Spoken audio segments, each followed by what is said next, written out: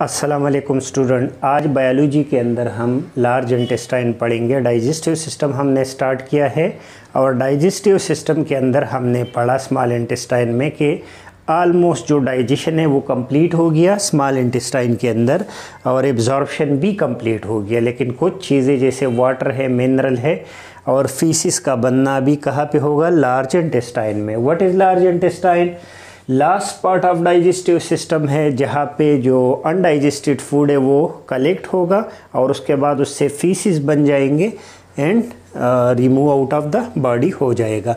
Location कहाँ पे है? ये कहाँ से कहाँ तक है? तो ये लोकेट, एक तो ये एब्डोमिनल कैविटी के अंदर लोकेट करता है जो सीकम से स्टार्ट है। लार्ज इंटेस्टाइन का जो स्मॉल इंटेस्टाइन के बाद जो वॉल है इलियोसिकल वॉल, तो इलियोसिकल वॉल जो है वहाँ से ये स्टार्ट है और कहाँ तक पहुँचेगा? ये इसका लास्ट पार्ट एनाल कैनाल है, मतलब सीकम से लेके एनाल कैनाल तक ये पूरा एरिया क्या है? लार्ज इंटेस्टाइन है। ये इसकी लोकेशन हो गई।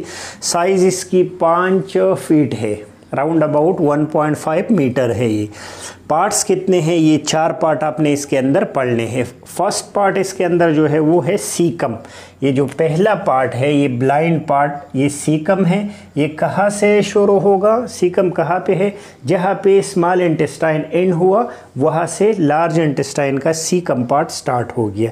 सीकम के अंदर आपने क्या लिखना है? लिखना है एक ये पाउच शेप है। देखो ये एक एंड इसका ब्लाइंड है और ये पाउच शेप है, पाउच जैसा है। इसके अंदर फर्मेंटेशन होता है बिकॉज यहाँ पे बहुत ज़्यादा बैक्टीरियाज है जो कि फर्मेंटेशन का प्रोसेस करते हैं, जिससे बॉडी में क्या बनता है? कुछ विटामिन है जैसे विटामिन के। इसके अलावा इसकी आपने लेंथ लिखनी है 5 to 8 सेंटीमीटर है और इसके अंदर फिंगर लाइक प्रोजेक्शन है जिसका नाम है अपेंडिक्स।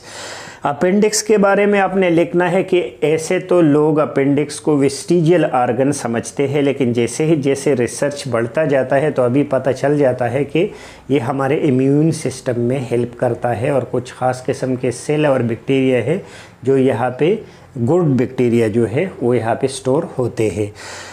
लेकिन कभी कभी इसके अंदर कुछ वेस्ट मटेरियल ट्रैप हो जाते हैं और ये इसके साथ क्या होता है? इन्फ्लेमेशन। इसके इन्फ्लेमेशन को हम क्या नाम देते हैं? इन्फ्लेमेशन ऑफ द अपेंडिक्स को अपेंडिसाइटिस।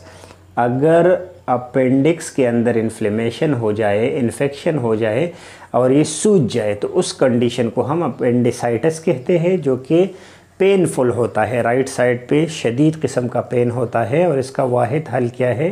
सर्जरी। अगर आप इसकी सर्जरी टाइम पे नहीं करते तो ये रप्चर भी हो सकता है। और जैसे कि आपको मालूम है कि जो सीलाम है, जो बॉडी कैविटी है, वो एसेप्टिक है, उसके अंदर जरासीम नहीं है, स्टरलाइज है। और अगर ये वहाँ पे पड़ गया तो ये पूरा एरिया क्या हो जाएगा? एब्डोमेन के अंदर इन्फेक्टेड हो जाएगा, जिससे जो कंडीशन डेवलप होगा उसको क्या कहेंगे? Peritonitis, inflammation of the peritoneum.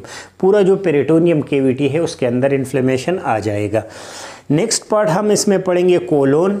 Colon longest part है इंटेस्टाइन का और कभी कभी लार्ज इंटेस्टाइन को कुछ लोग कोलोन के नाम से भी जानते हैं, क्योंकि ज़्यादातर एरिया यहाँ से लेके यहाँ तक कोलोन ही है, तो लोग ज़्यादा इसको यहाँ तक कोलोन के नाम से जानते हैं लार्ज इंटेस्टाइन को। कोलोन लॉन्गेस्ट पार्ट है। एब्जॉर्प्शन ऑफ वाटर और साल्ट इसके अंदर होता है और फीसिस इसके अंदर बन जाती है, जो कि वेस्ट मटेरियल का पार्टिकुलर शेप है स्टूल का, वो यहाँ पे बन जाता है। अब इसके कितने पार्ट्स हैं? फर्दर 4 पार्ट है। एक पार्ट यहाँ से लेके सीकम के बाद जो पार्ट ऊपर की तरफ जा रहा है at the level of liver, यहाँ पे लीवर पड़ा है, तो ये नीचे से ऐसे ऊपर जा रहा है, तो इसको असेंडिंग पोर्शन, फिर ऐसे ये ट्रांसफ़र है जो स्टमक के नीचे है, फिर ये जो नीचे डिसेंडिंग है और लास्ट में जो इस शेप है, जो कर्ड शेप है, ये कौन सा है? ये सिग्मॉइड कोलोन है। तो कोलोन के भी 4 हो गए, ascending colon, transverse colon, descending और सिग्मॉइड। अब इसके नेक्स्ट जो पार्ट शुरू होगा यहाँ पे, ये क्या है, ये रेक्टम है। रेक्टम 21, 22, 23 राउंड अबाउट इतने सेंटीमीटर का होता है। और यहाँ पे जो इम्पोर्टेंट आपको लिखना है वो डिफिकेशन रिफ्लेक्स के बारे में लिखना है। जैसे ही खुराक यहाँ पे पहुँचता है वेस्ट मटेरियल, तो बॉडी को पता चल जाता है कि इस वेस्ट मटेरियल को अभी बॉडी से बाहर निकालना है। तो बाथरूम की ज़रूरत कब पड़ती है, जब आपका जो वेस्ट मटेरियल है वो यहाँ पे पहुँच जाता है रेक्टम में, तो डिफिकेशन रिफ्लेक्स आ जाता है और बंदा टॉयलेट की तरफ भाग जाता है। इसके बाद अच्छा, रेक्टम से नेक्स्ट जो है एनाल कैनाल है। ये लास्ट वाला ओपनिंग जो है 2 to 3 सेंटीमीटर या 2.5 सेंटीमीटर जो है, ये क्या है, ये एनाल कैनाल या एनस से लास्ट पोर्शन है। और इसके अंदर स्फिंक्टर्स लगे हैं, इंटरनल भी और एक्सटर्नल भी, जो कि वॉलंटरी कंट्रोल आप कर सकते हैं डिफिकेशन को। स्टूल के पासिंग का जो प्रोसेस है वो आप कंट्रोल कर सकते हो, वॉलंटरी प्रोसेस है एडल्ट में। जबकि 3 साल से जो छोटे बच्चे हैं उसमें ये इनवॉलंटरी होता है, ये स्फिंक्टर अभी डेवलप नहीं होता और वो स्टूल को अपने हिसाब से पास आउट नहीं कर सकता। फंक्शन क्या है लार्ज इंटेस्टाइन का, नंबर फर्स्ट फंक्शन में आपने एब्जॉर्प्शन लिखना है। देखो डाइजेशन तो यहाँ पे होता ही नहीं है, एब्जॉर्प्शन भी न्यूट्रिएंट का नहीं होता, लेकिन जो वाटर है या जो मिनरल है, सॉल्ट है रिमेनिंग, या कुछ विटामिन है जो यहाँ पे बनते हैं जैसे विटामिन के है, तो इन चीज़ों की एब्जॉर्प्शन होती है। सिंथेसिस ऑफ सम विटामिन्स जैसे विटामिन के है, फॉर्मेशन ऑफ फीसिस यहाँ पे बन जाती है, और लास्ट में जो फीसिस बन जाती है उसकी डिफिकेशन होती है, आप उसको बाहर निकालते हो थ्रू एनाल कैनाल। अब फूड इसके अंदर मूव कैसे करता है, डिफिकेशन किस तरह होता है, फूड यहाँ से वहाँ तक कैसे पहुँच जाता है, तो जो हमने वेव लाइक मूवमेंट का पढ़ा था पेरिस्टालसिस, वो यहाँ पे भी होता है, और पेरिस्टालसिस की वजह से खुराक वहाँ तक पहुँच जाता है। पेरिस्टालसिस अगर किसी वजह से बहुत ज़्यादा स्लो हो जाए तो फूड स्लो पास होगा, तो जो कंडीशन होगा वो होगा कॉन्स्टिपेशन, क्योंकि वाटर ज़्यादा उससे एब्जॉर्ब होगा। देखो अगर यहाँ पे जैसे फूड पार्टिकल है और वो स्लो ऊपर जा रहा है तो यहाँ से वाटर ज़्यादा एब्जॉर्ब होगा, तो जो खुराक है वो सख्त मांस बन जाएगा, और वही सख्त मांस पास करने में बड़ा तकलीफ़ होता है, जिस कंडीशन को क्या बोलते हैं, कॉन्स्टिपेशन। स्लो अगर है तो कॉन्स्टिपेशन हो जाएगा, कब्ज़ जिसको बोलते हैं। और अगर ये फास्ट है, ये जो मूवमेंट है ये फास्ट है, तो बॉडी को इतना टाइम नहीं मिलता कि वो इससे खुराक को जो है, पानी को जो है वो एब्जॉर्ब करे, तो पूरा पानी और मिनरल निकल जाता है बाहर, और जो आपका स्टूल है वो किस तरह होगा, वो नरम होगा, पानी जैसा होगा, हम उसको डायरिया कह सकते हैं, लूज़ मोशन। तो लूज़ मोशन कब होगा, जब आपका पेरिस्टालसिस बहुत ज़्यादा तेज़ हो, वो किसी भी वजह से हो सकता है, जैसे बैक्टीरियल इन्फेक्शन की वजह से हो गया। अच्छा, पेरिस्टालसिस के अलावा दिन में 2 से 3 दफ़ा गैस्ट्रोकोलिक रिफ्लेक्स भी होता है। ये विगोरस मूवमेंट है, ये पूरा इंटेस्टाइन एक तेज़ मूवमेंट करता है, जिससे खुराक फ़ौरन आगे ट्रांसफ़र हो जाता है।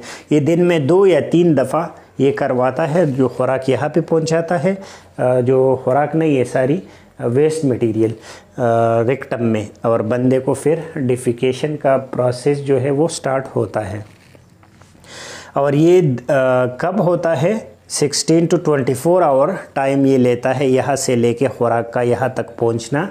सिग्मॉइड कोलोन तक हमारा खुराक कितने टाइम में पहुँचता है, जैसे अपने खुराक खाया और जैसे 30 मिनट में 1 घंटे में स्टमक से पास हो गया, आगे जब ये सिग्मॉइड तक पहुँचेगा तो कितना टाइम लेगा, 16 से लेकर 24 आवर्स तक। इसीलिए बंदा बाथरूम कितनी दफ़ा जाता है, 1 से 2 दफ़ा दिन में, क्योंकि इतना ही टाइम लेता है इसमें आगे जाने का। होप आपको ये लार्ज इंटेस्टाइन समझ आ गया होगा। थोड़ा सा रिवाइज करते हैं इम्पॉर्टेंट कि हमने आज क्या पढ़ा।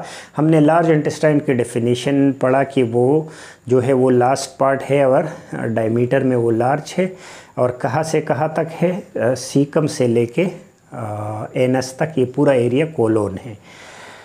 फिर लार्ज इंटेस्टाइन है, फिर इसके पार्ट थे सीकम, कोलोन, रेक्टम और एनाल कैनाल। सीकम के बारे में हमने इम्पॉर्टेंट ये पढ़ा कि ये फर्स्ट पार्ट है, पाउच लाइक स्ट्रक्चर, इसके अंदर अपेंडिक्स है और फर्मेंटेशन इसमें होता है।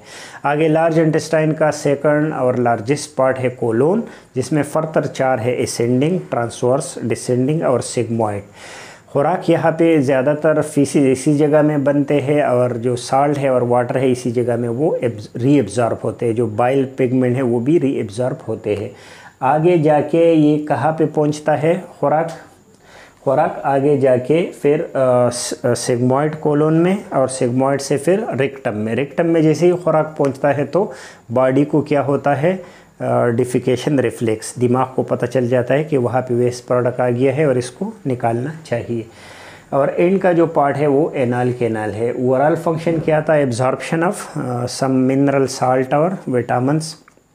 इसके अलावा सिंथेसिस ऑफ सम विटामिन करवाता है, फॉर्मेशन ऑफ फीसिस, और एंड में डिफिकेशन के बारे में हमने पढ़ा कि डिफिकेशन पेरिस्टालसिस मूवमेंट की वजह से पॉसिबल हो गया और दिन में 1-2 दफ़ा क्या हो जाता है, एक विगुरस कंट्रैक्शन होता है जिसका नाम है गैस्ट्रोकोलिक रिफ्लेक्स। और पूरा टाइम जो है वो 16 to 24 आवर लेता है खुराक को पहुंचने में। यहाँ रेक्टम तक पहुंचने में इतना टाइम लगता है, पूरा दिन लगता है। होप आपको लार्ज इंटेस्टाइन समझ में आ गया होगा। नेक्स्ट लेक्चर तक इजाज़त दीजिए। अल्लाह हाफिज़।